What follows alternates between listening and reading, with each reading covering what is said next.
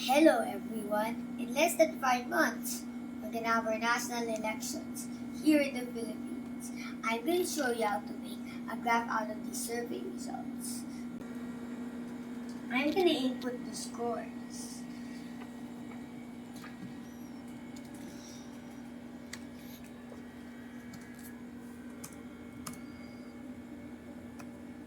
Now for the graphs, which will be put right here. Let's go to row number B6. There. I meant B5. Now let's press Shift plus down.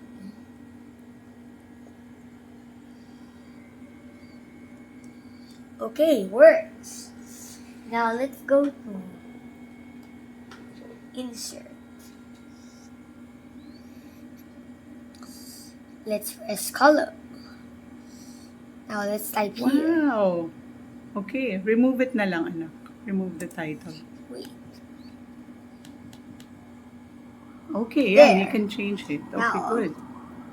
Let's type there. Presidential balls.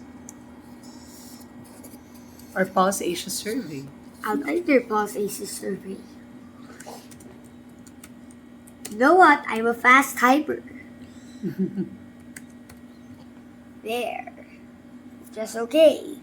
Okay, great. Wow. This is what it is. Okay, so who's leading based from the survey? BBM. Okay. Yeah, we're voting for BBM, alright.